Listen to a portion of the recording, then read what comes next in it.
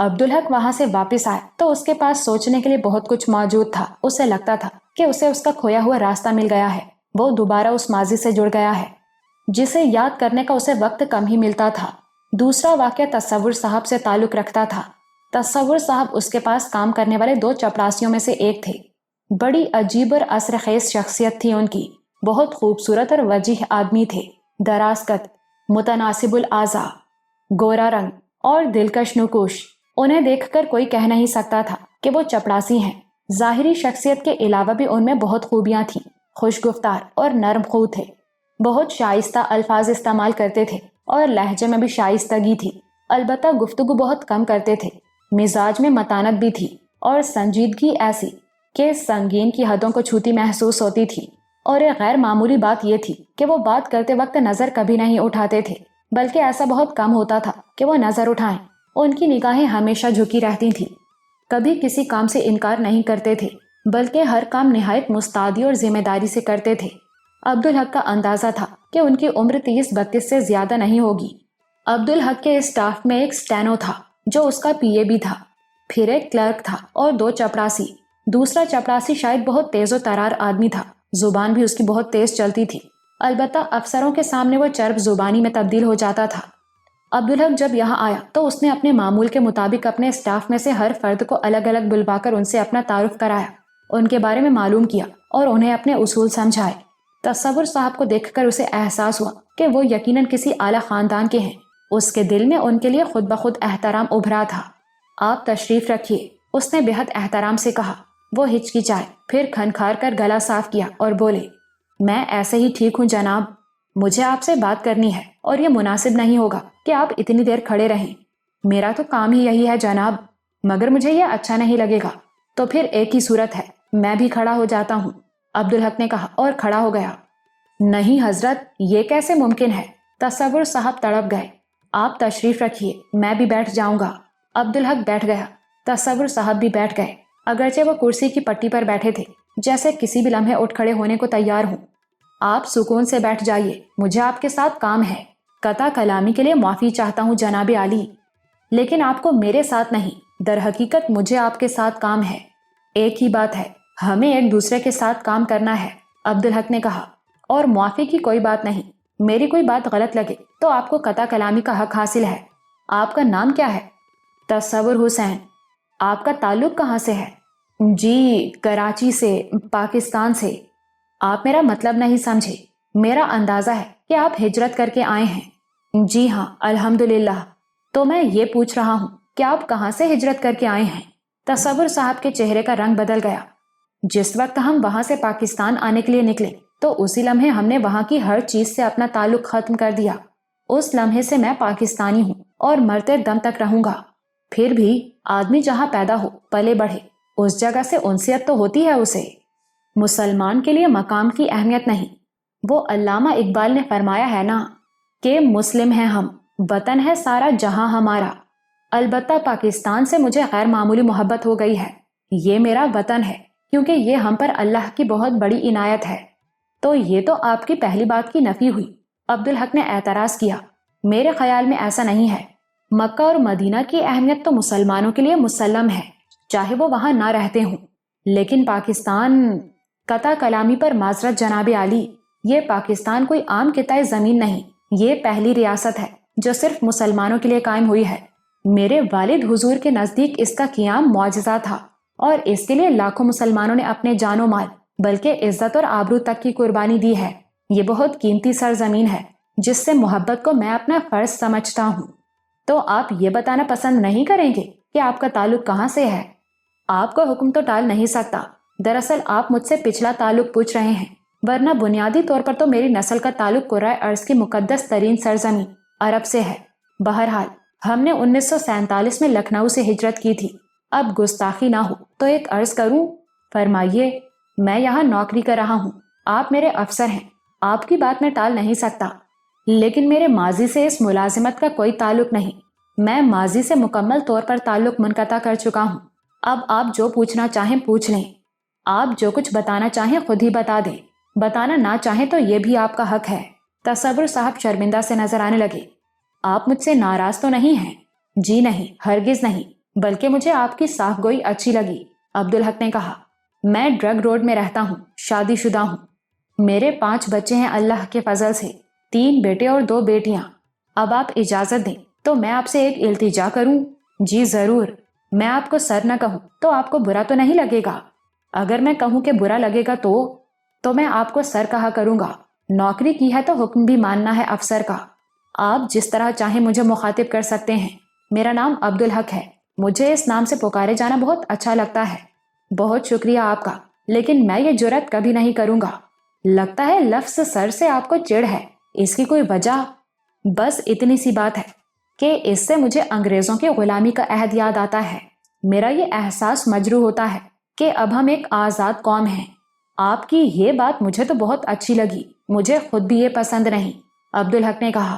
اب میں آپ سے ایک بہت اہم بات کر رہا ہوں۔ میں کہیں بھی جاؤں اپنے ماتحتوں سے یہ بات ہمیشہ کہتا ہوں اور چاہتا ہوں کہ وہ ہمیشہ اس بات کا خیال رکھیں۔ آپ حکم فرمائیے جناب عالی، میں انشاءاللہ ہمیشہ خیال رکھوں گا۔ دفتر میں ڈسپلن کی بڑی اہمیت ہے، عبدالحق نے کہا۔ اسے برقرار رکھتے ہوئے میں آپ سب کا دوست، آپ کے دکھ درد میں شریک ہوں۔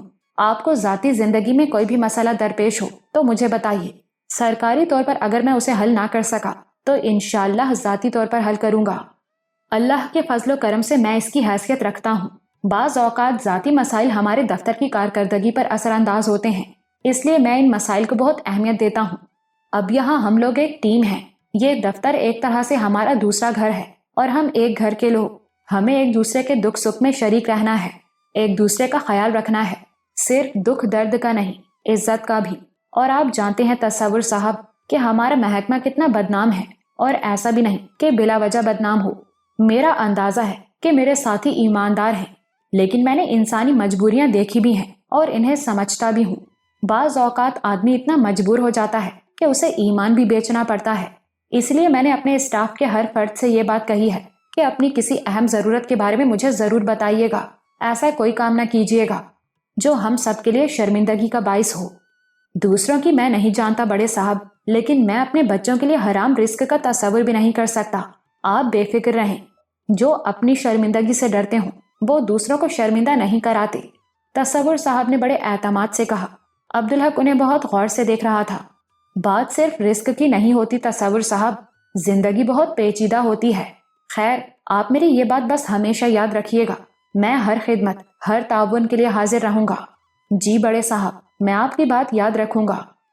دن گزرے تو عبدالحق کو جیسے تصور صاحب سے محبت سی ہو گئی۔ وہ اسے بہت اچھے لگتے تھے، لیکن وہ کوشش کے باوجود اپنے اور ان کے درمیان بے تکلفی قائم نہ کر سکا۔ ایک بات یہ تھی کہ وہ کبھی اس کے لیے چائے یا کھانا لے کر آتے تو اسے اچھا نہیں لگتا تھا یہ کام ان کے شایان شان نہیں ہے۔ دوسرے اسے ان پر چپڑاسی کی وردی اچھی نہیں لگتی تھی۔ ایک دن اس نے غور کیا کہ عارف بھائی کا چپڑاسی وردی نہیں پہنتا ہے، پھر اس نے سوچا ممکن ہے وہ چپڑاسی ہی نہ ہو۔ اس نے یہ بات عارف سے ہی پوچھ لی۔ ہاں ہے تو وہ چپڑاسی ہی، عارف نے جواب دیا۔ تو پھر وہ وردی کیوں نہیں پہنتا؟ عبدالحق نے اعتراض کیا۔ بھائی بڑے افسروں کی مرضی پر ہے، وہ چاہیں تو انہیں اس پابندی سے آزاد کر دیں۔ اب وہ میرے پاس ہے اور مجھے اس کا وردی پہننا اچھا نہیں لگتا، تو میں نے اسے منع کر دیا وردی پہننے سے۔ کوئی اور وقت ہوتا تو عبدالحق اسے سمجھاتا کہ یہ دفتر کے ڈسپلن کے منافی ہے، لیکن اس وقت اس کے ذہن میں کچھ اور تھا۔ تو کیا میں بھی اپنے چپڑاسی کو منع کر سکتا ہوں؟ کیوں نہیں، گزیٹڈ آفیسر ہو، عارف نے مسکراتے ہوئے کہا۔ اسسٹنٹ کلیکٹر ہو تم۔ اگلے روز صبح کے وقت تصور صاحب اس کے سامنے چائے رکھ کر جانے لگے تو اس نے انہیں پکار لیا۔ تصور صاحب پلٹے۔ کیا حکم ہے جناب عالی؟ یہاں آئیے، مجھے آپ سے کچھ بات کرنی ہے۔ وہ اس کے سامنے آ کھڑے ہوئے۔ بیٹھیے، عبدالحق نے کرسی کی طرف اشارہ کیا۔ معاف کیجیے گا بڑے صاحب، یہ مجھ سے نہیں ہوگا۔ عبدالحق نے حیرت سے انہیں دیکھا۔ میں نہیں سمجھتا تھا کہ آپ کبھی میرے کسی حکم سے انکار کریں گے۔ میں نے پہلے ہی آپ سے معذرت کر لی ہے بڑے صاحب، تصور صاحب نے بے حد لجاجت سے کہا۔ مگر مجھے وجہ تو بتائیں گے نا آپ؟ دفتر کے ڈسپلن کی بات ہے جناب، میرا حکم ماننا یہاں ڈسپلن کا پہلا اور بنیادی اصول ہے۔ تصور صاحب نظریں جھکائے خاموش کھڑے رہے۔ عبدالحق انہیں بہت غور سے دیکھ رہا تھا۔ اسے احساس ہوا کہ اصل بات کچھ اور ہے۔ اب مجھے اصل بات بتائیے، اس نے کہا۔ دیکھیے بڑے صاحب، ہمارے پاس عزت کے سوا کچھ بھی نہیں ہے اور ہم وہ گنوانا نہیں چاہتے، تو میرے کہنے سے اس کرسی پر بیٹھنے سے آپ کی عزت کم ہو جائے گی؟ عبدالحق کے لہجے میں حیرت تھی۔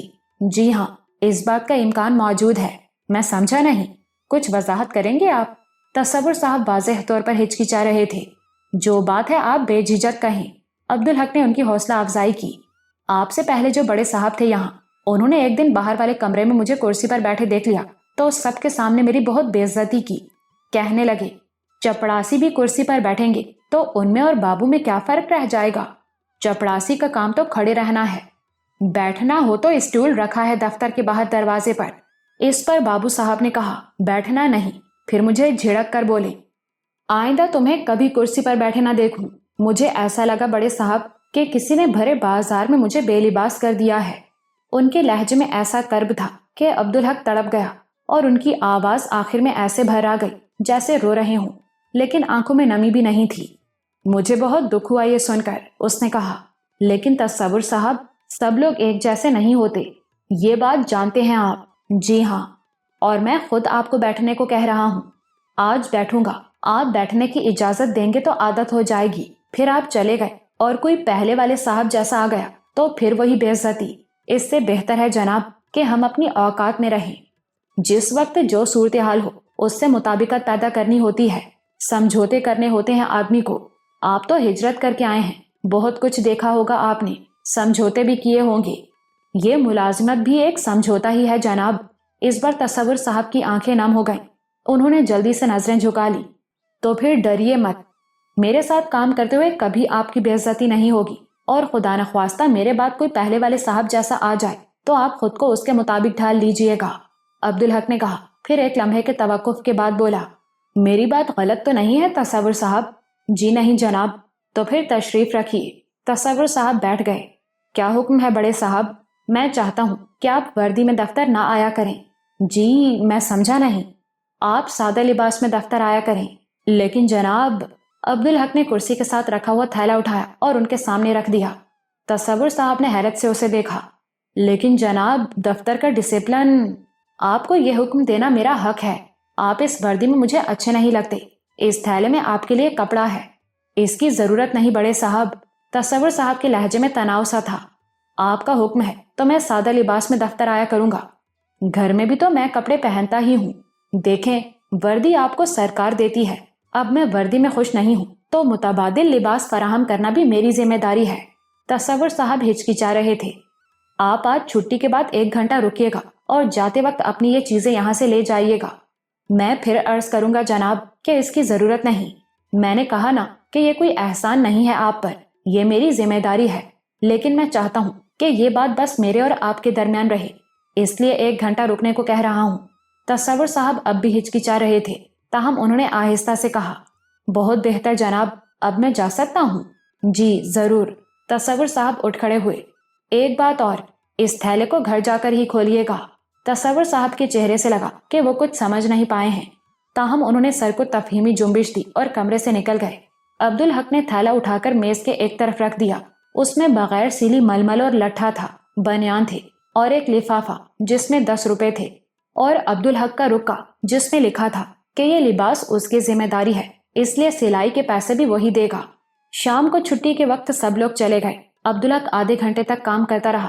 تصور صاحب بیرونی کمرے میں بیٹھے تھے۔ پھر عبدالحق باہر آیا۔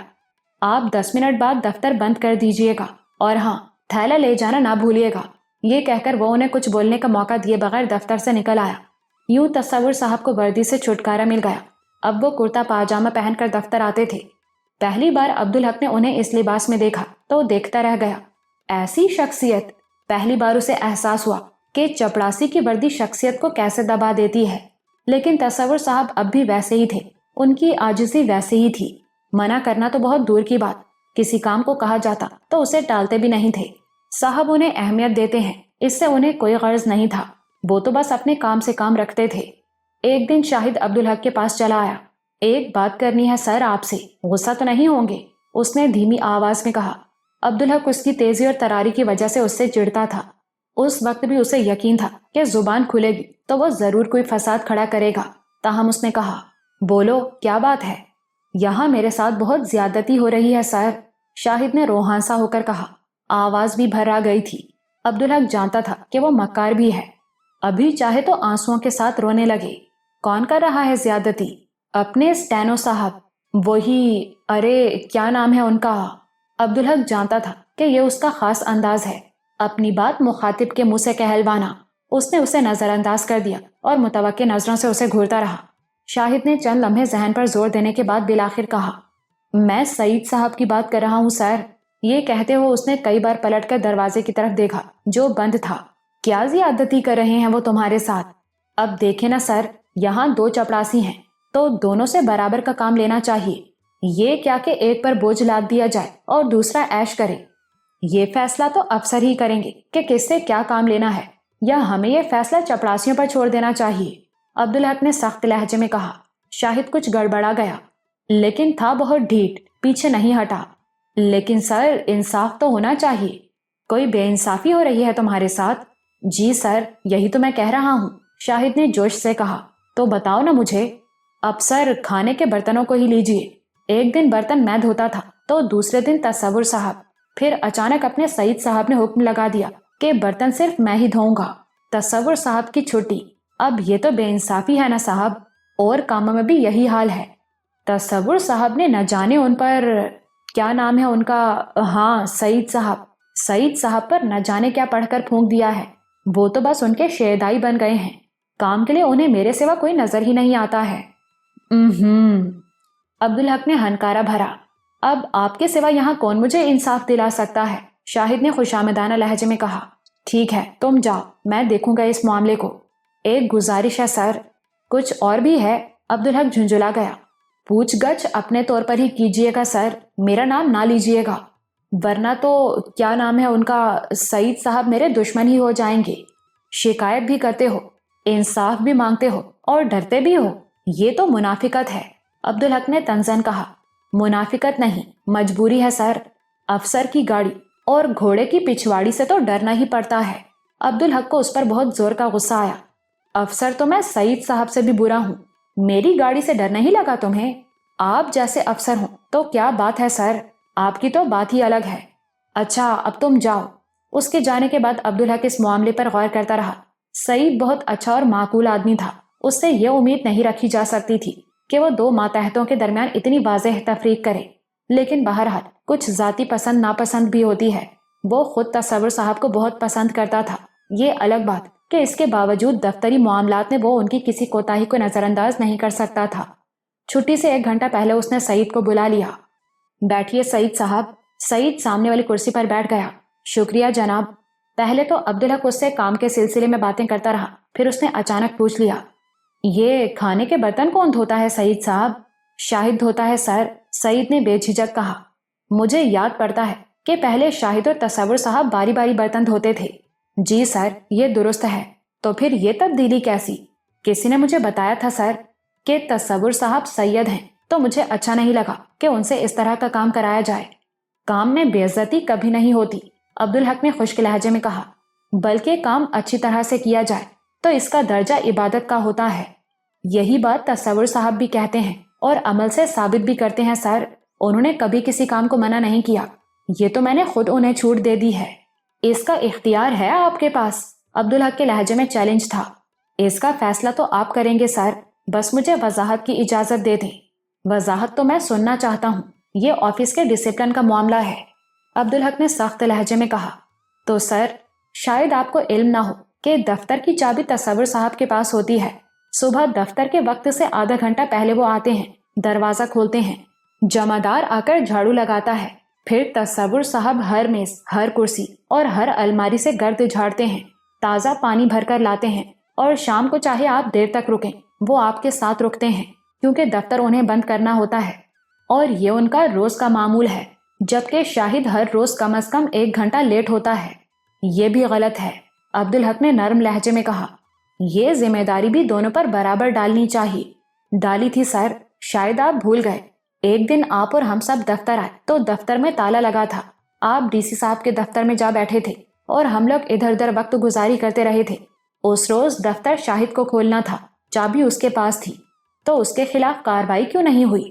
یہ تو کئی بار ہو چکا ہے سر، اور گستاخی معاف، کارروائی کا خیال تو آپ کو بھی نہیں آیا۔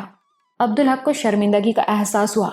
میں تو اس وقت محض وضاحت پیش کر رہا ہوں سر، अब एक तरह से देखें तो तसव्वुर साहब ने एक बड़ी जिम्मेदारी कबूल कर रखी है और उन्होंने कभी ये नहीं कहा कि शाहिद की भी ये जिम्मेदारी है।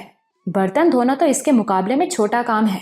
अब ये समझ लें कि तसव्वुर साहब हर रोज दफ्तर बंद करते और खोलते और सफाई करते हैं और शाहिद हर रोज बर्तन धोता है, तो ये ज्यादती तो नहीं हुई किसी के साथ? नहीं, बल्कि ज्यादती तो तसव्वुर साहब के साथ हो रही है। अब्दुल हक ने बेसाख्ता कहा। अब एक बात और, इस बर्तन धोने के सिले में आप 20 रुपए हर माह देते हैं। तसव्वुर साहब ने बर्तन धोने से कभी इनकार नहीं किया, बल्कि अक्सर शाहिद बर्तन धोने के वक्त कोई बहाना करके गायब हो जाता था और उसके हिस्से का काम भी तसव्वुर साहब को करना पड़ता था और वो खुशदिली से करते थे। लेकिन आपके दिए हुए 10 रुपए लेने से उन्होंने साफ इनकार कर दिया। कहने लगे कि मैं अपना काम करता हूँ और इसकी तनख्वाह मुझे मिलती है, इन पैसों पर मेरा कोई हक नहीं। हालांकि ये उनका काम नहीं है, इसलिए तो मैं वो देता हूँ। अब्दुल हक बड़बड़ाया। और हमारे इसरार के बावजूद तसव्वुर साहब ने पैसे नहीं लिए तो शाहिद को पूरे 20 रुपए मिलने लगे और अब तक मिलते हैं। तो सर, फर्ज तो उसका वैसे ही पूरे महीने बर्तन धोने का है। अब आप फैसला कीजिए कि मैंने तसव्वुर साहब को छूट देकर गलती की है। हरगिज नहीं, लेकिन आपको मुझे बताना चाहिए था। आपने इब्तिदा में ही कहा था सर कि छोटे मोटे मामलात में खुद निपटा लिया करूं, लेकिन सर मैंने इन मामलात में बददियानती कभी नहीं की। मैं जानता हूं सईद साहब, और मैं आपसे बहुत खुश हूं। शुक्रिया सर, लेकिन तसव्वुर साहब के सिलसिले में कुछ करना चाहिए। ओवर टाइम तो यहाँ होता नहीं। अब्दुल हक जैसे खुद कलामी कर रहा था, फिर उसने नजर उठाकर सईद को देखा। अब आप शाहिद को सिर्फ 10 रुपए देंगे और 10 रुपए तसव्वुर साहब को ओवर टाइम कहकर देंगे। 1 घंटा सुबह जल्दी आने और 1 घंटा देर से जाने का ओवर टाइम। मैं एक वाउचर बुक ला दूंगा आपको, इस पर उनसे दस्तखत करा लिया कीजिएगा ताकि उन्हें तसल्ली रहे कि ये सरकारी ओवर टाइम है। ठीक है सर। शाहिद इस पर बहुत बिलबिलाया, लेकिन मसला ये था कि वो एहतजाज भी नहीं कर सकता था। उसने तो आ बैल मुझे मार वाली हरकत की थी और इसमें उसे 10 रुपए का नुकसान हो गया था। इस पर मुस्तजाद ये कि उसे वक्त पर दफ्तर पहुंचने का तहरीरी नोटिस मिल गया था। इस बात को कोई 6 माह हुए होंगे कि एक अजीब वाकया पेश आया। अब्दुल हक के एक वाकिफकार ने उसे फोन किया कि उसका एक दोस्त एक्सपोर्ट का काम शुरू करना चाहता है। वो उसे रहनुमाई और मशवरे के लिए उसके पास भेज रहा है, तो मैं उन्हें इम्पोर्ट एक्सपोर्ट के एसी से मिलवा दूंगा। अब्दुल हक ने कहा। जी नहीं, मैं जानता हूँ कि इन मामलात को तुम उस एसी से ज्यादा समझते होगे। उसके दोस्त ने हंसते हुए कहा। तुम तो बस यूं ही। उनका नाम सुल्तान है और यार वो मेरे बहुत खास दोस्त हैं। कल 10 बजे आएंगे तुम्हारे पास, उन्हें बाहर इंतजार न कराना। मैं तो ऐसा किसी के साथ भी नहीं करता। बस यार उनका हर तरह से ख्याल रखना। अगले रोज इत्तिफाक से शाहिद दफ्तर नहीं आया। अब्दुल हक ने दफ्तर पहुंचते ही सईद को बुला लिया। 10 बजे एक साहब मुझसे मिलने आएंगे, उसने सईद से कहा। उनका नाम सुल्तान है, तुम उन्हें फौरन अंदर भेज देना बिला ताखीर। जी सर। और हाँ, उनकी तवाज़ो के लिए चाय के साथ बिस्किट वगैरह भी मंगवा लेना। बहुत बेहतर सर, सईद ने कहा। अब्दुल हक के पैसे उसके पास रहते थे। मेहमानों की तवाज़ो और अब्दुल हक के खाने में वो खर्च करता रहता था और इसका हिसाब रखता था। 10:05 पर सुल्तान साहब दफ्तर के बैरूनी कमरे में दाखिल हुए। वो सीधे सईद की तरफ बढ़े। तसव्वुर साहब वहीं बैठे थे। तसव्वुर साहब ने उन्हें देखा तो हड़बड़ाकर उठ खड़े हुए। सुल्तान साहब ने उन पर महज एक नजर डाली थी, जबकि तसव्वुर साहब किसी मुजस्मे की तरह साकित खड़े थे। मेरा नाम सुल्तान अहमद है और मुझे अब्दुल हक साहब से। सुल्तान साहब कहते कहते रुके और चौंक कर पलटे। उन्हें पलटते देखकर तसव्वुर साहब बहुत तेजी से दफ्तर से निकल गए।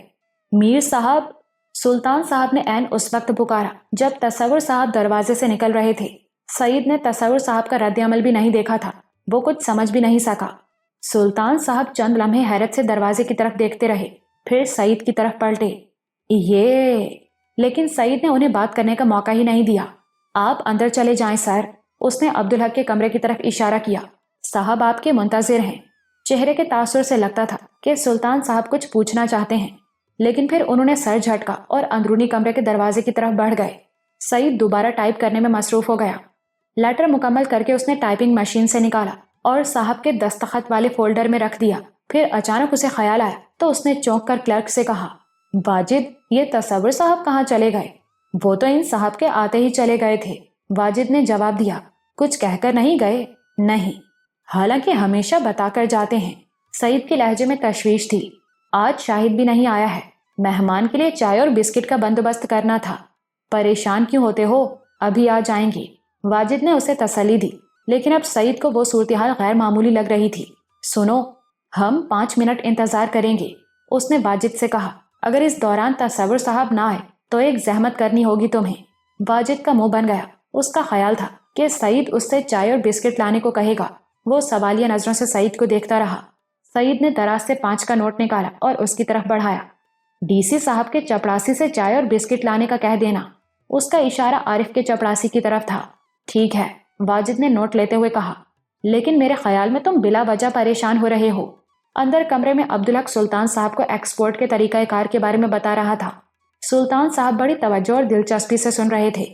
حکومت ایکسپورٹ کی خاص طور پر حوصلہ افزائی کر رہی ہے، عبدالحق نے کہا، لیکن ایکسپورٹ پروموشن بیورو سے تو مجھے یہ تاثر نہیں ملا۔ سلطان صاحب بولے، بدقسمتی سے کسی برے افسر سے ملاقات ہو گئی ہوگی آپ کی، شاید یہی بات ہے۔ سلطان صاحب نے کہا، یہ بتائیں کیا ایکسپورٹ کرنا بہتر رہے گا؟ میرے خیال میں باہر ہماری دستکاری کی مصنوعات کے لیے بڑی گنجائش ہے، عبدالحق نے کہا، لیکن اب اس کے لیے گفتگو پر توجہ مرکوز رکھنا دشوار ہو رہا تھا۔ اس کے حساب سے تو اب تک چائے اور بسکٹ آ جانے چاہیے تھے۔ بہرحال وہ گفتگو کرتا رہا۔ سلطان صاحب بہت مطمئن اور خوش دکھائی دے رہے تھے۔ آخر عبدالحق کو ایکسٹینشن پر سعید کو کال کرنا پڑا۔ کیا بات ہے سعید؟ سوری سر، بس 2 منٹ انتظار کر لیں سر، سعید نے کہا۔ وہ عارف کے چپڑاسی کو چائے لانے کے لیے بھیج چکا تھا۔ ٹھیک ہے، شکریہ سعید۔ عبدالحق کے لہجے میں جھنجھلاہٹ تھی، لیکن چند منٹ بعد عارف کے چپڑاسی کو چائے اور دیگر لوازمات کے ساتھ کمرے میں آتے دیکھ کر اسے حیرت بھی ہوئی اور تشویش بھی۔ یہ تو اسے معلوم تھا کہ شاہد نے آج چھٹی کی ہے، لیکن تصور صاحب تو موجود تھے اور وہ بہت ذمہ دار آدمی تھے۔ کہیں خدا نخواستہ ان کی طبیعت تو خراب نہیں ہو گئی؟ آپ نے تو تکلف کر ڈالا حضرت، سلطان صاحب نے کہا۔ ایسی تو کوئی بات نہیں، بسکٹ لیجیے نا، چائے پیتے ہوئے اچانک سلطان صاحب نے کہا۔ جب میں آیا تو باہر ایک اور صاحب بیٹھے تھے آپ سے ملنے کے لیے، آپ انہیں اتنا انتظار کروا رہے ہیں؟ مجھ سے ملنے کے لیے؟ عبدالحق کے لہجے میں حیرت تھی۔ ایسا ہوتا تو سعید مجھے بتاتا۔ سلطان صاحب نے لباس اور حلیہ بیان کیا تو عبدالحق سمجھ گیا کہ تصور صاحب کی بات ہو رہی ہے۔ مجھے دیکھتے ہی وہ کمرے سے نکل گئے، سلطان صاحب نے بتایا۔ انہیں یقیناً آپ سے کوئی کام ہوگا۔ وہ آپ کو دیکھتے ہی چلے کیوں گئے؟ آپ جانتے ہیں انہیں؟ جی، میں میر صاحب کو ایک عمر سے جانتا ہوں، بلکہ ان کے ابی جان کو بھی۔ میر صاحب؟ عبدالحق نے حیرت سے دہرایا۔ لکھنؤ کے بڑے رئیس تھے بڑے میر صاحب۔ آم کے باغات، زمینیں، حویلی، کیا کچھ نہیں تھا ان کے پاس، لیکن پاکستان کے نام پر سب کچھ چھوڑ کر پورے گھرانے کو صرف تن کے کپڑوں میں لے کر نکل کھڑے ہوئے۔ میر صاحب ان کے اکلوتے بیٹے ہیں۔ نام کیا ہے ان کا؟ سید تصور حسین، اعلیٰ نسب بھی ہیں، نجیب الطرفین سید ہیں۔ مجھے تو اشتیاق ہونے لگا ان سے ملنے کا۔ بہت نفیس آدمی ہے اور وہ یقیناً آپ سے ملنے آئے تھے۔ مجھے تو علم نہیں، ممکن ہے پھر آئیں تو انہیں میرا سلام کہیے گا۔ سلطان صاحب نے ایک کاغذ پر اپنا پتہ اور فون لکھ کر عبدالحق کی طرف بڑھا دیا، اور یہ انہیں دے دیجیے گا۔ ان سے کہیے گا کہ بس فون پر اپنا عطا پتہ بتانے کی زحمت کر لیں، میں خود ان کے دولت خانے پر حاضری دوں گا۔ سلطان صاحب کے جانے کے بعد عبدالحق بیٹھا تصور صاحب کے بارے میں سوچتا رہا۔ سلطان صاحب کے لہجے میں کتنا احترام تھا ان کے لیے، اور انہوں نے تصور صاحب کو اپنے گھر آنے کے لیے نہیں کہا، بلکہ کہا کہ وہ خود ان کے گھر حاضری دیں گے۔ تو کیا دبدبہ رہا ہوگا ان کے گھر آنے کا۔ دوپہر کے کھانے کے وقت تک تصور صاحب واپس آ گئے تھے، مگر اس روز عبدالحق کو ان کا کھانا لے کر آنا اچھا نہیں لگا، لیکن ان کی خودداری کو اسے اندازہ ہو چکا تھا۔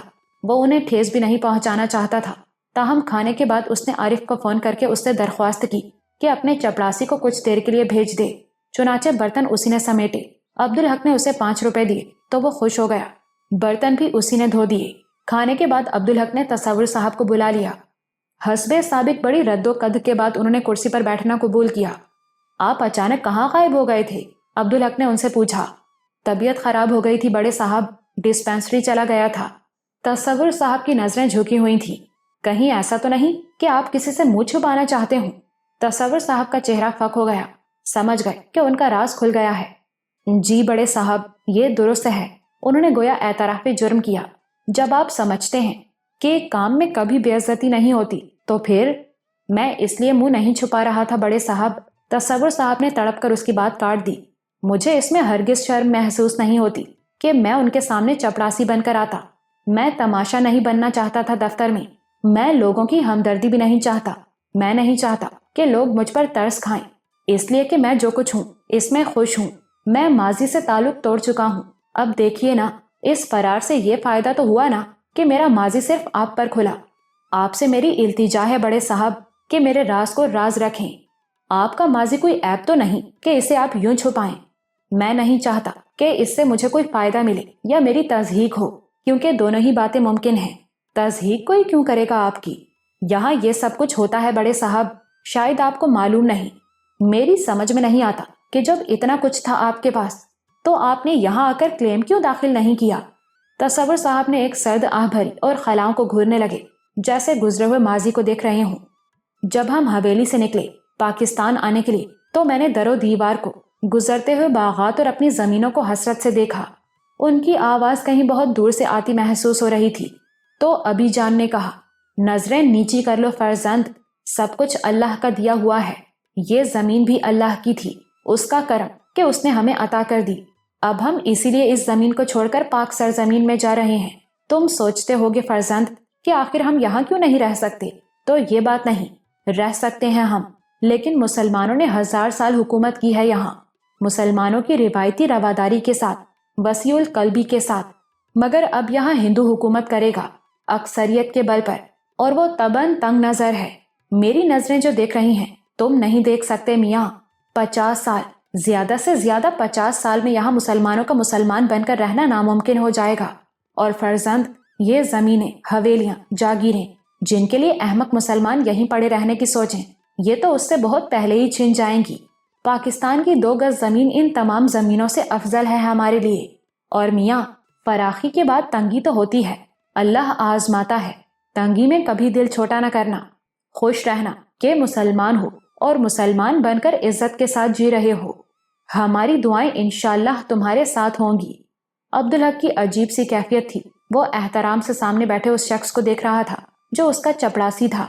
تو آپ کے والد محترم تو یہاں بہت خوش ہوں گے، اس نے پوچھا۔ وہ یہاں زندہ پہنچے ہی کب؟ انہوں نے پاکستان میں 2 گز زمین مانگی تھی، وہ انہیں مل گئی۔ تصور صاحب نے بے تاثر لہجے میں کہا، بلکہ ہمارے گھر میں تو کوئی بھی نہیں بچا سوائے ہمارے، اماں بیگم بھی گئیں اور بہنیں بھی۔ عبدالحق سن ہو کر رہ گیا۔ کمرے میں بہت دیر تک خاموشی رہی، پھر عبدالحق نے کہا، آپ نے میرے سوال کا جواب تو دیا ہی نہیں، آپ نے یہاں اپنی جائیداد کا کلیم داخل کیوں نہیں کیا؟ جواب تو دے دیا بڑے صاحب، شاید آپ تک پہنچ نہیں سکا۔ تصور صاحب بھی کسی اور ہی کیفیت میں تھے۔ میں سمجھا نہیں۔ وہاں کے بدلے کی زمین تو ہمیں یہاں مل گئی بڑے صاحب، ابی جان، اماں بیگم اور تینوں بہنوں کو 2-2 گز زمین، اور ہم زندہ ہیں تو اللہ کا شکر کہ اس نے رہنے کو ٹھکانہ دیا، اور کیا چاہیے؟ ابی جان نے واضح کر دیا تھا کہ یہاں کی 2 گز زمین وہاں کی تمام زمینوں سے افضل ہے۔ اس حساب سے دیکھا جائے تو ہم فائدے میں ہی رہے، ہمیں ہمارے حق سے زیادہ ہی مل گیا۔ آپ سید ہیں، اپنے نام کے ساتھ سید کیوں نہیں لکھتے آپ؟ نسبت اوقات اور اعمال دونوں سے بہت بڑی ہے، اس لیے۔ تصور صاحب نے سادگی سے کہا، مگر دوسروں کے بھلے کے لیے آپ کو اس کا اعلان کرنا چاہیے، کسی سے انجانے میں کوئی زیادتی۔ کیسی باتیں کر رہے ہیں بڑے صاحب؟ یہ تو اللہ کا دیا ہوا اعزاز، اس کا فضل ہے۔ میں تو پسند نہیں کرتا کہ اس حوالے سے دوسروں کو مروب کروں، انہیں اس عزت پر مجبور کروں۔ اللہ جسے چاہے عزت دے۔ چپڑاسی ہوں مگر اس نے مجھے عزت سے نوازا ہے۔ لیکن میں نے سنا ہے تصور صاحب کہ نسب کو چھپانا نہیں چاہیے۔ نسب تبدیل کرنا تو بہت بڑا جرم ہے جناب۔ میں آپ کا مطلب نہیں سمجھا، عبدالحق نے کہا۔ یہاں لوگوں نے اپنا حسب نسب ہی تبدیل کر لیا ہے۔ تصور صاحب نے گہری سانس لے کر کہا، یوں سمجھیں کہ پاکستان میں سب کچھ الٹ پلٹ گیا، جو وہاں سے یہاں آئے تربتر تھے، سب نے یہی سوچا کہ اب یہاں کون پہچانے گا، جو جی چاہے دعویٰ کر لو۔ میں اب بھی نہیں سمجھا۔ دیکھیے حضرت، یہاں میں کتنے ہی ایسے شناساؤں سے ملا جو خاندانی اعتبار سے کمتر تھے، مگر اب وہ سید صاحب کہلاتے ہیں، جن کے پاس وہاں رہنے کو بس ایک چھوٹا سا گھر تھا۔ انہوں نے یہاں کلیم داخل کرا کے زرعی زمینیں حاصل کر لیں، زمیندار بن گئے۔ لیکن آپ کے سامنے تو انہیں شرم آئی ہوگی۔ نہیں حضرت، شرم تو ہمیں آئی۔ انہیں شرم ہوتی یا ڈر ہوتا تو وہ ایسا کرتے ہی کیوں؟ وہ تو اللہ سے بھی نہیں ڈرتے کہ حسب نسب تبدیل کرنے والوں کے لیے کیسی وعید ہے۔ اب میں سمجھا، عبدالحق نے کہا۔ اس لیے آپ نے اپنے نام کے ساتھ سید لکھنا چھوڑ دیا؟ جی حضرت، جب کوئی عزت کی چیز عرضہ ہو جائے تو اسے چھپا لینا ہی بہتر ہے۔ جب آپ جیسے حقدار کلیم نہیں کریں گے تو لوگ جھوٹے کلیم تو بھریں گے ہی۔ تصور صاحب نے بڑے دکھ سے اس کی طرف دیکھا۔ بے شک ہم جیسے لوگ بھی بہت تھے جو صرف پاکستان کی بے غرض محبت لے کر یہاں آئے تھے، لیکن ایسے بھی تھے جنہوں نے کلیم داخل کیے تو پتہ چلا کہ ان کے حصے کی زمین جائیداد تو کلیم کے ذریعے کسی اور کو دی جا چکی ہے۔ کیسے؟ بہت کچھ ہوا ہے بڑے صاحب۔ کچھ تو ایسے تھے جنہیں شہید لوگوں کے کاغذات مل گئے، کچھ ایسے تھے جنہیں افراتفری میں ایسے کاغذات مل گئے، اور کچھ ایسے تھے جنہوں نے کلیم افسر کو حصے دار بنا کر جعلی کلیم داخل کیے اور منظور بھی کرا لیے۔ نتیجہ یہ کہ حقدار محنت مزدوری کر کے پیٹ پال رہے ہیں اور وہاں کے مزدور یہاں بادشاہ بن گئے۔ لاہور میں عبدالحق نے یہی کچھ سنا بھی تھا اور دیکھا بھی تھا۔ آپ کو اس پر دکھ نہیں ہوتا میر صاحب؟ الحمدللہ بالکل نہیں ہوتا۔ ہم یہاں دل میں کوئی لالچ لے کر تو نہیں آئے تھے، ہم جس حال میں ہیں خوش ہیں۔ دوسرے یہ تو اس دنیا کی رسم ہے، وقت بدلتا رہتا ہے، اللہ جس سے چاہے بادشاہت لے کر جسے چاہے دے دیتا ہے۔ باری بھی تو لگتی ہے یہاں۔ ہم نے بہت عیش کیے، اللہ کا شکر ہے، اب ان کی باری ہے جو عیش سے محروم تھے۔ سلطان صاحب کو آپ کیسے جانتے ہیں؟ ابھی جان سے یاد اللہ تھی ان کی، اسی لیے ہم سے بھی واقف ہیں، تصور صاحب نے سرسری انداز میں کہا۔ عبدالحق نے سلطان صاحب کا دیا ہوا پرچہ ان کی طرف بڑھایا۔ وہ کہہ رہے تھے کہ بس آپ انہیں فون کر کے اپنا پتہ بتا دیں، وہ خود آپ کے گھر پر حاضری دیں گے۔ بہت احترام کرتے ہیں وہ آپ کا، محبت ہے ان کی، تصور صاحب نے کہا اور پرچہ خاموشی سے جیب میں رکھ لیا۔ اب تو میرے لیے بھی آپ نہایت محترم ہیں۔ ایک بار پھر آپ سے عرض کروں گا کہ کوئی بھی ذاتی پریشانی یا مسئلہ ہو تو مجھے ضرور بتائیے گا۔ یہ سمجھ لیجئے کہ دفتری معاملات سے ہٹ کر بھی میں آپ کے لیے ایک بھائی ہوں۔ تصور صاحب کی آنکھیں بھیگنے لگیں، وہ جلدی سے اٹھ کھڑے ہوئے۔ عزت افزائی کے لیے شکر گزار ہوں، بس ایک احسان ضرور کر دیجئے گا مجھ پر۔ عبدالحق سوالیہ نظروں سے انہیں دیکھتا رہا۔ میرا پردہ رکھ لیجئے گا۔ یہ وضاحت آپ نے اب بھی نہیں کی کہ آپ کا ماضی آپ کے لیے تصحیق کا باعث کیسے ہے۔ اللہ کا شکر ہے کہ اس نے مجھے محفوظ رکھا، لیکن میں نے اپنے جیسوں کی تصحیق ہوتے دیکھی ہے۔ کوئی کہے کہ ہندوستان میں ہم پر اللہ کا بڑا فضل تھا تو جواب ملتا ہے وہاں سے آنے والے تو سبھی یہی کہتے ہیں، اور ذرا لحاظ کیا تو پدرم سلطان بود کہہ کر گویا یہ سوال اٹھاتے ہیں کہ تمہاری اپنی اوقات کیا ہے۔ کوئی کہے کہ میں سید ہوں تو کہا جاتا ہے کہ وہاں سے تو کنجڑے کسائی بھی یہاں آ کر سید بن بیٹھے۔ اب آپ ہی بتائیے بڑے صاحب کہ آدمی یہ سب کچھ سن کر اپنے آباء و اجداد کو رسوا کیوں کرے؟ آپ نے ٹھیک فرمایا میر صاحب، اور آپ سے گزارش ہے کہ مجھے اس طرح پکاریے بھی نہیں، وہی پہلے والا رویہ رکھیے۔ میں معذرت خواہ ہوں میر صاحب کہ یہ بات میں نہیں مانوں گا، عبدالحق نے کہا۔ اب تو آپ میرے لیے بہت محترم ہیں، اور پھر میں آپ کا احترام کروں گا تو دوسرے لوگ بھی کریں گے، اس میں کوئی نقصان نہیں آپ کا۔ میرا آپ پر کوئی زور تو ہے نہیں، تصور صاحب نے مایوسی سے کہا، لیکن عبدالحق کی بات درست ثابت ہوئی۔ ماتحت افسروں کے رویے سے رہنمائی حاصل کرتے ہیں۔ عبدالحق کے انداز میں تصور صاحب کے لیے احترام دیکھا تو اس کے ماتحت بھی ان کا احترام کرنے لگے، اور ان کی دیکھا دیکھی دفتر کے دوسرے لوگ بھی انہیں میر صاحب کہنے لگے۔ 2 سال گزر گئے۔ تصور صاحب عبدالحق کے احسان مند تھے۔ پھر عبدالحق کو احساس ہوا کہ تصور صاحب کچھ پریشان سے لگ رہے ہیں۔ ان کے چہرے سے تو اس کا اندازہ نہیں ہوتا تھا، لیکن وہ کچھ غائب دماغ رہنے لگے تھے، جبکہ پہلے وہ ایک بار کی کہی ہوئی بات بھولتے ہی نہیں تھے۔ ایک دن عبدالحق نے ان سے اس سلسلے میں بات بھی کی۔ میر صاحب، ان دنوں خدا نہ خواستہ کچھ پریشان ہیں آپ؟ جی نہیں جناب، ایسی تو کوئی بات نہیں۔ آپ کو یہ خیال کیسے آیا؟ بس ایسے ہی۔ کیا مجھے دیکھ کر ایسا لگتا ہے آپ کو؟ نہیں، دیکھ کر تو نہیں لگتا، ایسی کوئی بات ہے بھی نہیں بڑے صاحب۔ لیکن اگلے چند روز میں عبدالحق کا یہ تاثر اور گہرا ہو گیا۔ البتہ وہ اسے اہمیت نہیں دے سکا۔ وجہ یہ تھی کہ ان دنوں آؤٹ پارٹی آئی ہوئی تھی، حسابات کی سالانہ پڑتال ہو رہی تھی۔ اس کے اور اس کے اسٹاف کے لیے وہ بڑی مصروفیت کا عرصہ تھا۔ اس روز آؤٹ پارٹی کے کچھ لوگ اس کے دفتر میں بیٹھے تھے۔ اہم دفتری باتیں ہو رہی تھیں کہ تصور صاحب جھجکتے ہوئے اندر آئے۔ عبدالحق ان کی طرف متوجہ ہو گیا۔ وہ بہت گھبرائے ہوئے تھے، چہرے پر ہوائیاں اڑ رہی تھیں۔ خیریت تو ہے میر صاحب؟ عبدالحق نے پوچھا۔ مجھے چھٹی چاہیے جناب عالی۔ کل کی؟ مجھے ابھی گھر جانا ہے بڑے صاحب، اور کل بھی دفتر نہیں آ سکوں گا۔ خیریت تو ہے میر صاحب؟ جی الحمدللہ، تصور صاحب نے جھجکتے ہوئے کہا۔ تو آپ چلے جائیے، سعید صاحب کو بتا دیجئے گا۔ لیکن تصور صاحب پھر بھی کھڑے رہے، انداز میں اب بھی جھجک تھی۔ عبدالحق آؤٹ پارٹی والوں کی طرف متوجہ ہو گیا تھا، کیونکہ اس کے خیال میں تصور صاحب کا مسئلہ حل ہو گیا تھا۔ تصور صاحب نے جھجکتے جھجکتے جیب میں ہاتھ ڈال کر ایک طے شدہ رکا نکالا اور کھنکھار کر گویا عبدالحق کو اپنی طرف متوجہ کیا۔ عبدالحق کچھ جھنجھلا سا گیا، تاہم اس نے نرم لہجے میں کہا، کیا ہوا میر صاحب، آپ گئے نہیں؟ تصور صاحب نے رکا اس کی طرف بڑھایا۔ یہ رکھ لیجئے سر، میری التجا ہے کہ گھر جا کر اسے پڑھ لیجئے گا۔ یہ کہہ کر وہ پلٹے اور کمرے سے نکل گئے۔ عبدالحق کو سچ مچ غصہ آیا۔ چھٹی کی درخواست وہ سعید کو بھی دے سکتے تھے۔ بہرحال رکا اس نے قمیص کی جیب میں رکھ لیا۔ یہ مداخلت اسے بہت بری لگتی تھی۔ یہ تو شاید چپڑاسی ہے آپ کا، آؤٹ پارٹی کے لوگوں میں سے ایک نے پوچھا۔ جی ہاں۔ عبدالحق اس کے لہجے پر بھی جھنجھلا گیا۔ وہ دن ہی شاید جھنجھلاہٹ کا تھا۔ زیادہ ہی منہ لگا رکھا ہے آپ نے، میں جانتا ہوں کہ کسے کتنی اہمیت دینی ہے۔ عبدالحق اپنے لہجے کی تلخی نہیں چھپا سکا۔ دفتر کا ڈسپلن خراب کر دیتے ہیں ایسے لوگ۔ عبدالحق کو شرمندگی ہوئی، کیونکہ کہی گئی بات درست تھی اور اس کی تردید ممکن نہیں تھی۔ اسے پھر تصور صاحب پر غصہ آنے لگا۔ چھٹی کی درخواست وہ سعید کو دے سکتے تھے، بلکہ وہ چھٹی کا بھی سعید سے ہی پوچھ لیتے۔ وہ ایکسٹینشن پر اس سے اجازت لے لیتا۔ یہ دفتری طریقہ کار ہوتا جس پر کوئی اعتراض نہیں کر سکتا تھا، لیکن یہ ایک غیر معمولی بات تھی، کیونکہ تصور صاحب کبھی چھٹی نہیں کرتے تھے۔ کجا یہ کہ دفتر آنے کے بعد چھٹی لے کر جانا۔ اس نے جواب دینے کے بجائے کام کی بات شروع کر دی۔ جس عرصے میں آؤٹ ہوتا تھا وہ اس کے اور اس کے اسٹاف کے لیے بہت تھکا دینے والا ہوتا تھا۔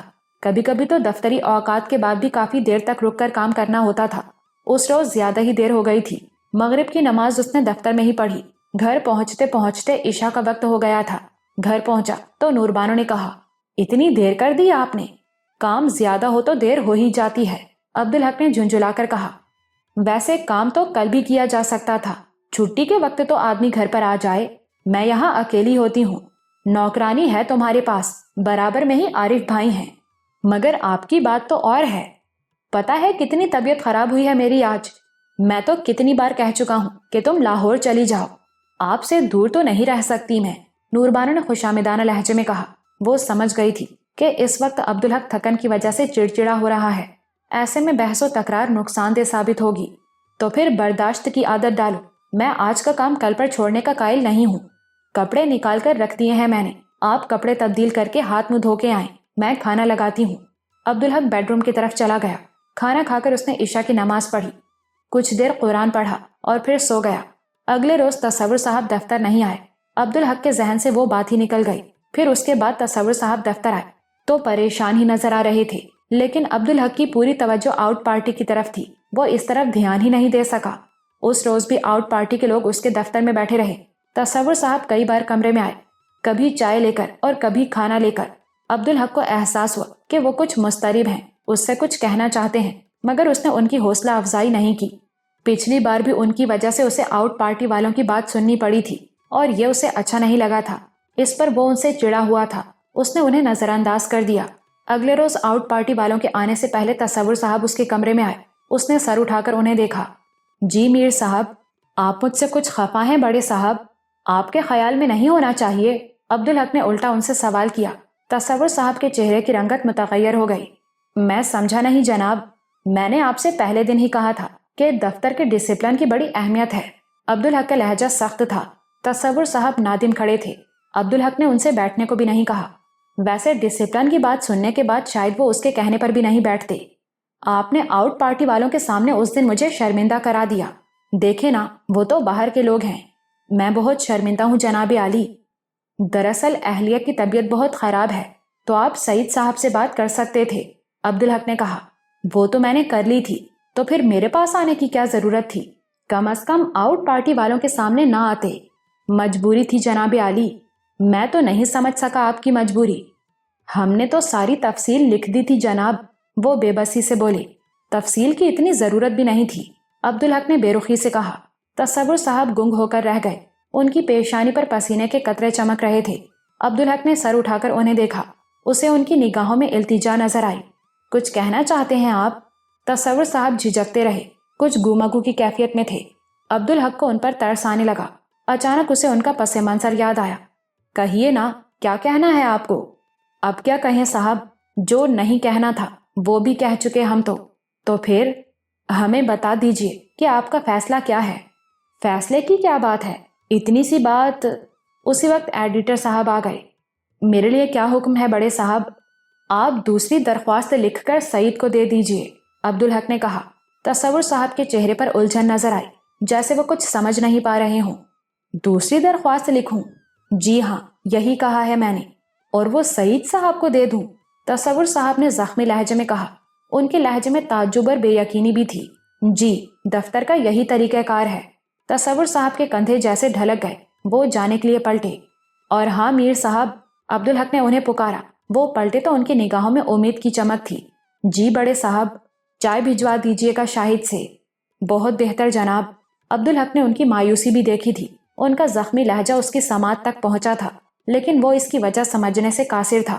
دوسری درخواست لکھنے کی بات پر ان کا رد عمل کچھ ایسا تھا جیسے وہ ان کے لیے توہین ہو۔ اسے نہیں لگتا تھا کہ وہ دوسری درخواست لکھ کر دیں گے۔ اسے افسوس ہونے لگا۔ قصور تو اس کا بھی تھا، انہوں نے درخواست لکھ کر اسے دی تھی اور وہ جیب میں رکھ کر بھول گیا تھا۔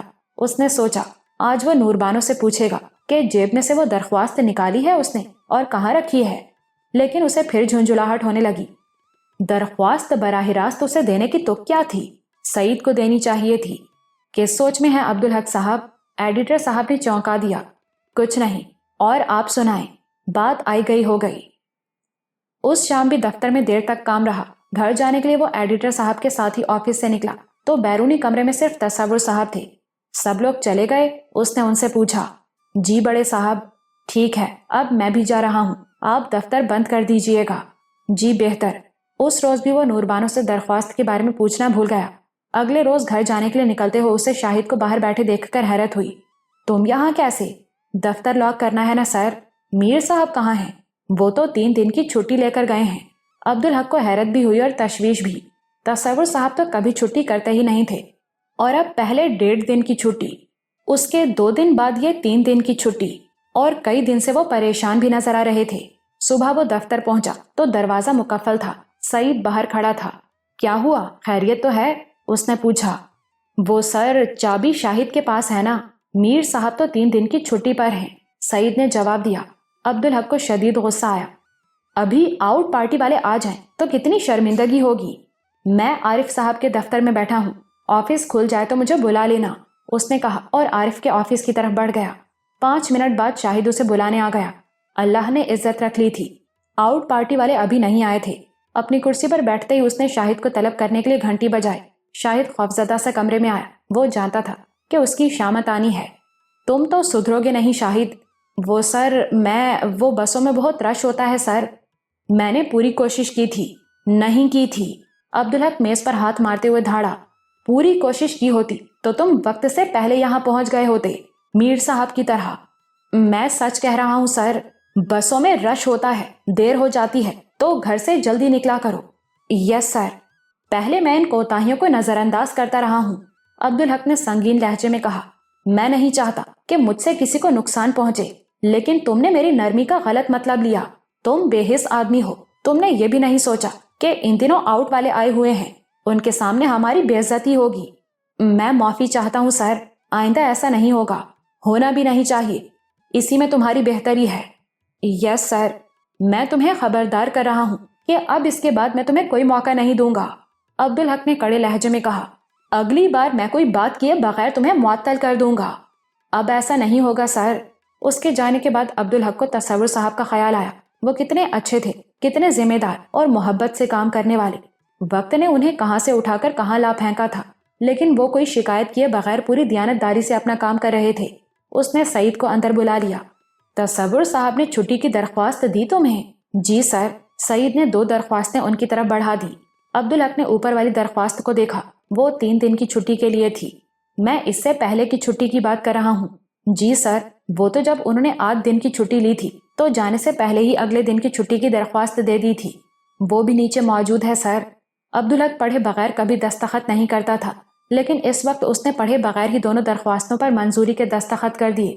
اسے حیرت ہو رہی تھی، اگر تصور صاحب سعید کو چھٹی کی درخواست دے کر گئے تھے تو جانے سے پہلے اسے انہوں نے کیا دیا تھا؟ کیا وہ چھٹی کی درخواست نہیں تھی؟ مسئلہ کیا ہے میر صاحب کے ساتھ؟ آپ کو نہیں بتایا انہوں نے؟ نہیں، عبدالحق نے کہا۔ اچانک اسے خیال آیا کہ اس نے درخواست میں وجہ پڑھی ہی نہیں اور دستخط کر کے درخواستیں وہ سعید کی طرف بڑھا چکا ہے۔ ان کی اہلیہ کی آنکھوں میں کوئی تکلیف تھی جو بہت بڑھ گئی، خدا نخواستہ بینائی تک جا سکتی ہے۔ اوہ، عبدالحق کو یاد آیا کہ تصور صاحب نے اس صبح اسے بھی اپنی اہلیہ کی بیماری کے بارے میں بتایا تھا۔ تو اب کیا صورتحال ہے؟ آج آپریشن ہے سر، اللہ کرے کامیاب ہو جائے۔ 3 چھٹیوں کے ساتھ میر صاحب کو چوتھی چھٹی اتوار کی مل جائے گی۔ ٹھیک ہے، تم جاؤ۔ اب عبدالحق کی سمجھ میں بات آ رہی تھی، وہ اس پر سوچتا رہا۔ تصور صاحب نے رکا اسے دیتے ہوئے التجائیہ انداز میں کہا تھا کہ گھر جا کر اسے پڑھ لیجئے گا۔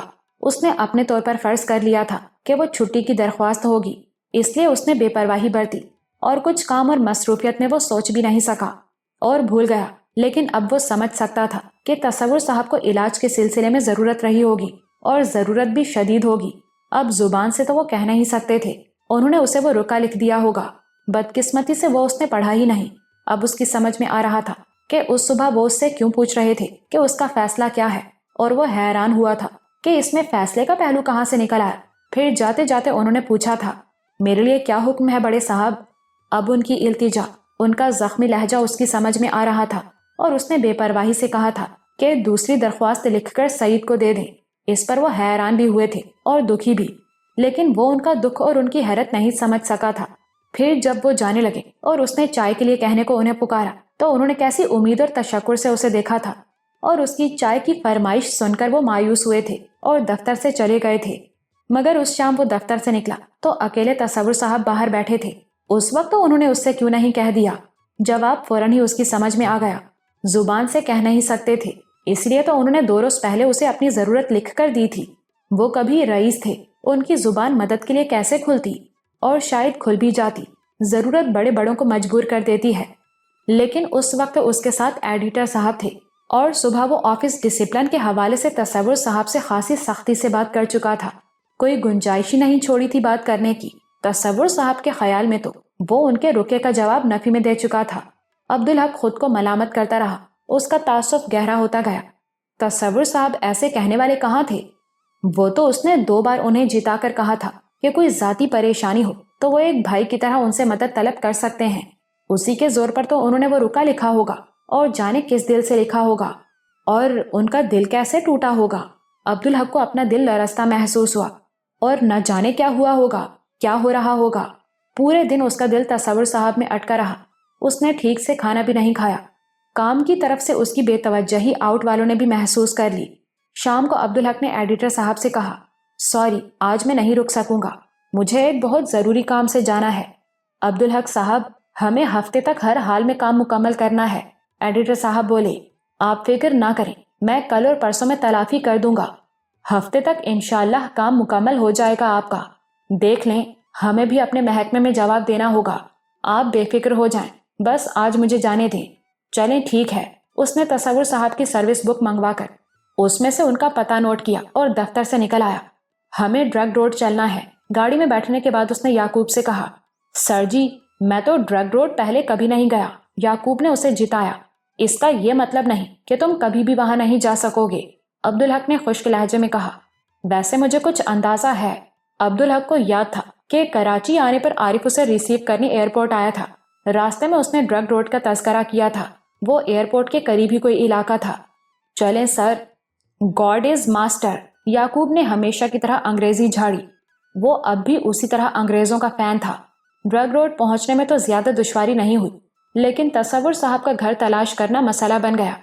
وہاں مکان نمبر ترتیب سے تھے نہیں، اس پر ستم یہ کہ اکثریت کچے مکانوں اور جھونپڑیوں کی تھی جن پر نمبر بھی نہیں لکھے تھے۔ اگر پتے کے ساتھ نزد شرف الدین کریانہ اسٹور نہ لکھا ہوتا تو شاید وہ تلاش کر ہی نہ پاتے۔ بہرحال شرف الدین کریانہ اسٹور ڈھونڈنا بھی آسان نہیں تھا۔ جیسے تیسے پوچھتے پاچھتے وہ وہاں تک پہنچ ہی گئے۔ شرف الدین نے حیرت سے پہلے کار کو، پھر باوردی یعقوب کو اور پھر عبدالحق کو دیکھا۔ تصور میاں کو پوچھ رہے ہیں آپ؟ جی ہاں۔ شرف الدین عقل مند آدمی تھے، انہوں نے پتہ یعقوب کو سمجھایا، لیکن عبدالحق بھی سن کر ذہن نشین کرتا رہا۔ وہ پتہ یعقوب کے لیے اتنا پیچیدہ تھا کہ شرف الدین کا بتایا ہوا پہلا موڑ مڑتے ہی اس نے گاڑی روکی اور دونوں ہاتھوں سے سر تھام کر بیٹھ گیا۔ کیا ہوا مسٹر جیکب؟ سر، دس بلڈی بھول بھلائیاں۔ اب پتہ نہیں لیفٹ مڑنا ہے کہ رائٹ؟ تم بس میرے کہنے پر عمل کرتے رہو مسٹر جیکب۔ یعقوب نے گاڑی پھر سٹارٹ کی۔ انگریز میں بڑی خوبیاں تھی سر، اس نے کبھی ایسی بے نشان بستیاں آباد نہیں کی، نہ یہاں کوئی نمبر ہے نہ بستی کا کوئی سر پیر۔ اٹس ٹیریبل سر، انگریز نے نہ کبھی ایسے آزادی حاصل کی نہ ایسے اپنا وطن بنایا۔ عبدالحق نے حقارت سے کہا، تم گاڑی چلاؤ یعقوب۔ یعقوب چوکنا ہو گیا۔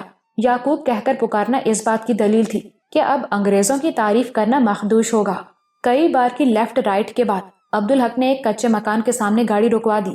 یہی ہونا چاہیے تصور صاحب کا گھر۔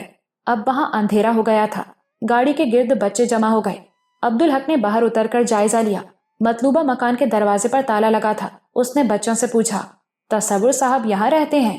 لیکن تصور صاحب کے نام سے کوئی بچہ واقف نہیں تھا اور عبدالحق یقین سے نہیں کہہ سکتا تھا کہ یہ تصور صاحب کا گھر ہے۔ اس نے برابر والے گھر کی طرف اشارہ کرتے ہوئے بچوں سے کہا، اس گھر میں سے کسی کو بلا دو۔ ایک بچے نے دوسرے بچے کی طرف اشارہ کرتے ہوئے کہا، یہ تو نوید کا گھر ہے۔ نوید، اپنے ابو کو بلائیے ذرا۔ نوید اپنے گھر چلا گیا۔ بچے حیرت اور خوشی سے کار کو دیکھتے رہے جو ان کے لیے عجوبہ تھی۔ 1 منٹ بعد برابر والے مکان سے ایک ادھیڑ عمر شخص نوید کے ساتھ نکلا۔ عبدالحق نے اسے سلام کیا، پھر پوچھا، تصور صاحب یہاں رہتے ہیں؟ وہی نا جو کسٹم میں کام کرتے ہیں؟ جی ہاں، یہ انہی کا گھر ہے۔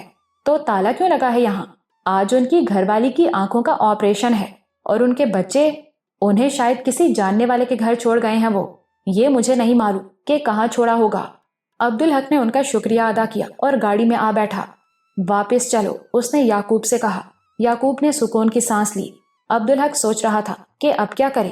تصور صاحب سے ملنا، ان کی ضرورت کے بارے میں پوچھنا اور ان کی مدد کرنا ضروری تھا۔ وہ جانتا تھا کہ کراچی میں آنکھوں کا ایک ہی اسپتال ہے، آپریشن وہیں ہو رہا ہوگا، تصور صاحب وہیں ملیں گے۔ اب وہ مین روڈ پر تھے۔ عبدالحق نے یعقوب سے کہا، لی مارکیٹ تو تمہیں معلوم ہے نا کہ کہاں ہے؟ یس سر، ویری ویل سر۔ وہاں آنکھوں کا اسپتال دیکھا ہے؟ نو سر۔ خیر، تم لی مارکیٹ چلو اور کل سے مجھے دفتر چھوڑ کر شہر میں گھومنا شروع کرو، اس وقت تک جب تک تمہیں پورے شہر کے بارے میں معلوم نہ ہو جائے۔ یہ تو بڑے شرم کی بات ہے کہ آدمی جس شہر میں رہے اس کی بھی خبر نہ ہو اسے۔ عبدالحق چڑچڑا ہو رہا تھا۔ یعقوب نے بھی یس سر کہنے میں ہی عافیت جانی۔ صاحب کو ایسے موڈ میں اس نے پہلے کبھی نہیں دیکھا تھا۔ آنکھوں کے اسپتال پہنچنے میں بہرحال کوئی دشواری نہیں ہوئی، لیکن تصور صاحب کا وہاں بھی کوئی سراغ نہیں ملا۔ یہ بات طے ہو گئی کہ تصور صاحب کی اہلیہ اس اسپتال میں نہیں ہے، مگر ایک نرس کو تصور صاحب کا حلیہ سن کر یاد آ گیا۔ وہ تو بہت پیچیدہ کیس تھا جناب، وہ بولی۔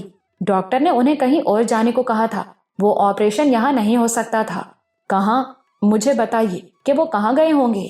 یہ تو مجھے معلوم نہیں۔ کسی ڈاکٹر سے بات ہوئی تھی ان کی؟ ڈاکٹر جعفر سے۔ وہ کہاں ہیں؟ وہ تو کل سے گئے ہیں 10 دن کی چھٹی پر، نرس نے جواب دیا۔ پھر اس کے اگلے سوال کو بھانپ کر پہلے ہی بولی، وہ گھر ہیں بھی نہیں، چھٹیاں گزارنے شہر سے باہر گئے ہیں۔ بات وہیں ختم ہو گئی۔ اب عبدالحق کے سامنے کوئی سراغ نہیں تھا۔ اب گھر چلو، اس نے گاڑی میں بیٹھنے کے بعد یعقوب سے کہا۔ یعقوب نے دل میں خدا کا شکر ادا کیا۔ وہ دن بھر کا بھوکا تھا، اس پر یہ تھکن اور ناکامی کی کوفت۔ کھانے کے بعد بامشکل اس نے نماز پڑھی اور سو گیا۔ نوربانو سے کچھ پوچھنے کا اسے خیال ہی نہیں رہا۔ اگلی صبح شاہد وقت سے پہلے دفتر آ چکا تھا۔ عبدالحق نے سعید کو اندر بلا لیا۔ میر صاحب کی کوئی خیر خبر؟ اس نے پوچھا۔ اب تو پیر کو ہی کچھ معلوم ہو سکے گا سر، ہو سکتا ہے درمیان میں وہ ذرا دیر کے لیے آئیں، ایسا ہو تو مجھے فوراً بتانا، چاہے کوئی بھی بیٹھا ہو میرے کمرے میں۔ یس سر، یہ بہت ضروری ہے سعید۔ یس سر، وہ آئے تو میں آپ کو فوراً بتاؤں گا اور انہیں آپ سے ملے بغیر نہیں جانے دوں گا۔ گڈ۔ لیکن اگلے 2 دن بہت مصروفیت کے تھے۔ تصور صاحب آئے بھی نہیں اور اسے ان کی طرف جانے کی مہلت بھی نہیں ملی۔ ایڈیٹر صاحب سے وہ کام نمٹانے کا وعدہ جو کر چکا تھا، اب اس سے پیچھے بھی نہیں ہٹ سکتا تھا۔ دونوں دن بہت دیر تک کام کرنے کے باوجود کام ختم نہیں ہو سکا۔ اس کے نتیجے میں اتوار کو بھی دفتر آنا پڑا۔ اتوار کی ساپہر کام نمٹانے کے بعد وہ ایڈیٹر صاحب کے ساتھ الوداعی چائے پی رہا تھا۔ تھکن کے باوجود سب خوش تھے کہ کام وقت پر نمٹ گیا۔ میں آپ سے بہت متاثر ہوا ہوں عبدالحق صاحب، ایڈیٹر صاحب نے کہا۔ آپ کے ساتھ کام کر کے خوشی ہوئی۔ ایسی کیا بات دیکھی آپ نے مجھ میں؟ لطف یہ ہے کہ آپ کو پتہ ہی نہیں۔ ایڈیٹر صاحب ہنسنے لگے۔ آپ اس محکمے کے سربراہ ہیں، لیکن آؤٹ کے تمام عرصے میں عام اسٹاف کی طرح کام میں لگے رہے، یہ کوئی معمولی بات نہیں۔ میرے خیال میں تو یہ میرا فرض تھا۔ ممکن ہے ایسا ہو، لیکن میں نے تو کچھ اور ہی دیکھا ہے. یہ کام ماتحتوں کو سونپ دیا جاتا ہے. میں نے کبھی کسی اسسٹنٹ کلیکٹر کو اس کام میں دلچسپی لیتے ہوئے نہیں دیکھا. وہ تو بس ایڈیٹر سے پوچھ لیتے ہیں کہ کام کیسا چل رہا ہے. آفس ٹائم کے بعد ان کے رکنے کا تو کوئی سوال ہی نہیں. لیکن میں سمجھتا ہوں کہ یہ میری ذمہ داری ہے. کمی بیشی کی جواب دہی بھی مجھے کرنی ہے, میرے ماتحتوں کو نہیں. بڑے عہدے کی ذمہ داری بھی تو ہوتی ہے نا. کوئی مسئلہ ہو, کوئی واؤچر غائب ہو یا کہیں کوئی گھپلا ہو تو مجھے اس کا جواب دینے کے لیے موجود ہونا چاہیے. کم از کم میں نے تو ایسا کوئی افسر نہیں دیکھا عبدالحق صاحب. بہرحال آپ کے ساتھ کام کرنا نیا اور اچھا تجربہ تھا. زندگی رہی تو اگلے سال پھر انشاءاللہ ساتھ کام کریں گے. انشاءاللہ.